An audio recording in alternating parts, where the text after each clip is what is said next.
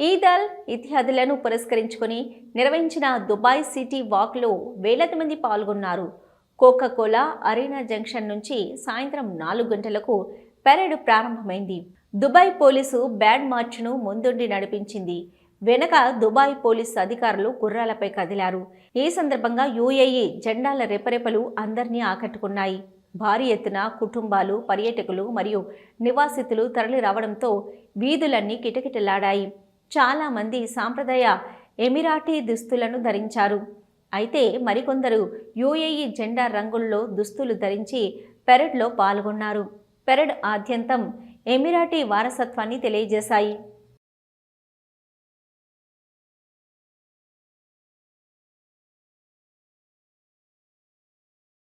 Bahrain రాజధాని మహానాలో జరగనున్న 46వ Gulf cooperation council GCC summit కోసం ఏర్పాట్లు పూర్తయినట్లు ప్రకటించారు. దేశాల మధ్య అన్ని స్థాయిలలో సహకారం, సమగ్ర సమైక్యత మరియు బంధాల బలోపేతానికి ఈ సమావేశం ప్రయత్నిస్తుందని భావిస్తున్నారు. ఈ కీలకమైన సమావేశంలో పాల్గొనే ఒమన్ సుల్తానేట్ ప్రతినిధి బృందానికి హిజ్ మెజెస్టీట్ సుల్తాన్ హైతమ్ బిన్ తారిక్ నాయకత్వం వహిస్తున్నారు. ఈ శిఖరాగ్ర సమావేశంలో అన్ని రాజకీయ, ఆర్థిక మరియు భద్రతా రంగాలలో ఉమ్మడి గల్ఫ్ సహకార ప్రయాణంపై సమీక్ష ఉంటుందని భావిస్తున్నారు. ప్రస్తుత అంతర్జాతీయ మరియు ప్రాంతీయ పరిణామాలు, ప్రాంతీయ భద్రత, వాటి ప్రభావాలపై చర్చించనున్నట్లు GCC secretary general Jasem Mohammed Al Budaiwi తెలిపారు. బహ్రెయిన్ సమ్మిట్ నిర్మాణాత్మక తీర్మానాలు మరియు సిఫారసులను అందిస్తుందని అన్నారు. డిసెంబర్ 2024లో కువైట్లో 45వ గల్ఫ్ సమ్మిట్ జరిగింది. ఈ సందర్భంగా అనేక కీలక రంగాలపై ఏకాభిప్రాయాన్ని సాధించారు.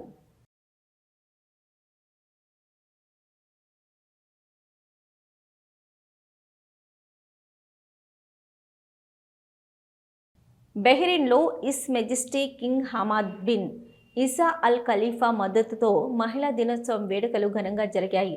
హిజ్ మెజెస్టీ ది కింగ్ భార్య మరియు supreme council for women chairman అయిన her royal highness princess Sabeeka bint Ibrahim Al Khalifa మాట్లాడుతూ, బహ్రెయిన్ మహిళలు ముందుకు సాగడానికి మరియు నాయకత్వ బాధ్యతలను సాధించడానికి సహాయపడిన కింగ్ మరియు crown prince Salman bin Hamad Al Khalifa నేతృత్వంలోని ప్రభుత్వానికి కృతజ్ఞతలు తెలిపారు.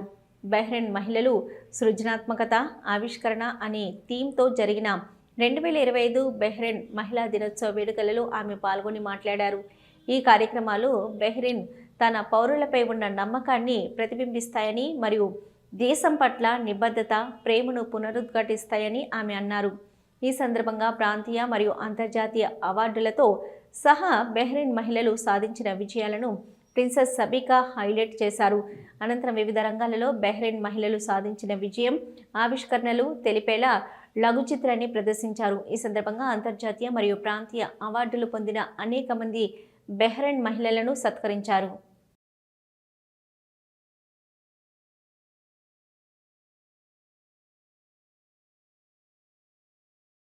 ఖతార్లో మరో 2 పార్కులు అందుబాటులోకి వచ్చాయి.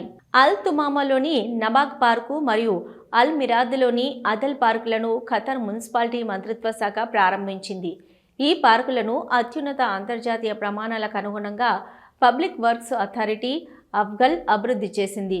ప్రారంభోత్సవ కార్యక్రమంలో general services affairs assistant under secretary Abdulla Ahmed Al Karrani, municipality మంత్రిత్వ శాఖ మరియు పబ్లిక్ వర్క్స్ అథారిటీలకు చెందిన అనేక మంది అధికారులు పాల్గొన్నారు. ఖతార్ నేషనల్ విజన్ 2030కి అనుగుణంగా జీవన నాణ్యతను పెంచడం, పచ్చని ప్రదేశాలను విస్తరించడం మరియు అభివృద్ధి ప్రణాళికలలో పార్కుల ప్రారంభం ఒకటని ఇంజనీరు అబ్దుల్లా అహ్మద్ అల్ కర్రానీ పేర్కొన్నారు. ఈ కొత్త పార్కుల ప్రారంభోత్సవం మున్సిపాలిటీ మంత్రిత్వ శాఖ 2024-2030 ప్రణాళిక 3వ జాతీయ అభివృద్ధి వ్యూహం 2030 అమలుకు అనుగుణంగా ఉందని తెలిపారు. ఇవి పట్టణ పర్యావరణ నాణ్యతను పెంపొందించడానికి దోహదం చేస్తుందన్నారు. ఇక అల్ తుమామాలోని నబాగ్ పార్కు మొత్తం 3723 చదరపు మీటర్ల విస్తీర్ణంలో ఉంది. ఈ పార్కులో 181 మీటర్ల జాగింగ్ ట్రాక్, 6 నుంచి 12 సంవత్సరాల వయసు గల పిల్లల కోసం ప్రత్యేక ఆట స్థలం, ఫిట్నెస్ జోన్, సీటింగ్ ప్రాంతాలు, విశ్రాంతి గదులు ఉన్నాయి. ఇక ఆల్ మిరాద్లోని అథల్ పార్కు 3,368 చదరపు మీటర్ల విస్తీర్ణంలో ఉంది. 192 మీటర్ల జాగింగ్ ట్రాక్, పిల్లల ఆట స్థలాలు, 776 చదరపు మీటర్ల మార్గాలు, సీటింగ్ ప్రాంతాలు, ఇక రెస్ట్ రూమ్లు ఉన్నాయని వివరించారు.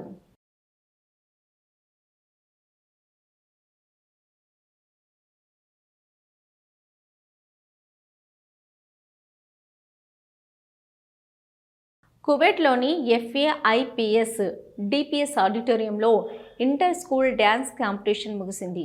ఇంటర్ స్కూల్ డ్యాన్స్ కాంపిటీషన్ ప్రతిభ, సృజనాత్మకత మరియు సాంస్కృతిక కలయికల ఉత్సాహభరితమైన ప్రదర్శనను అందించిందని వక్తలు ప్రశంసలు కురిపించారు. మొత్తం 15 భారతీయ పాఠశాలలకు ప్రాతినిధ్యం వహిస్తున్న 26 జట్లు ఈ కాంపిటీషన్లో పాల్గొని ప్రతిభ చూపారు. ఈ పోటీలలో సబ్ జూనియర్, జూనియర్ మరియు సీనియర్ అనే 3 విభాగాలు ఉన్నాయి. సబ్ జూనియర్ కేటగిరీ విభాగంలో మొదటి బహుమతిని Indian school of excellence Kuwait సాధించగా, రెండవ బహుమతిని ఇండియన్ ఎడ్యుకేషన్ స్కూల్స్ భవన్స్, మూడవ బహుమతిని న్యూ గల్ఫ్ ఇండియన్ స్కూల్ సాధించాయి. ఇక జూనియర్ కేటగిరీలో 1వ బహుమతిని పెయిప్స్ DPS, రెండవ బహుమతిని ఇండియన్ ఎడ్యుకేషనల్ స్కూల్ భవన్స్, మూడవ బహుమతిని ICSK అమ్మన్ సాధించాయి. సీనియర్ కేటగిరీ విభాగంలో 1వ బహుమతిని పెయిప్స్ DPS, రెండవ బహుమతి ఇండియన్ ఎడ్యుకేషనల్ స్కూల్ భవన్స్, మూడవ బహుమతిని ICSK అమ్మన్ సాధించాయి.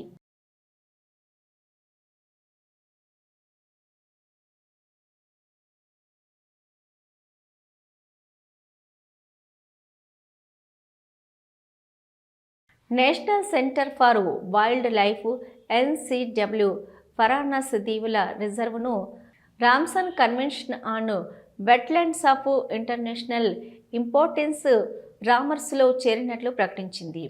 ఇది కన్వెన్షన్ కింద అధికారికంగా నమోదు చేసిన మొదటి సౌదీ సముద్ర రిజర్వ్గా నిలిచింది.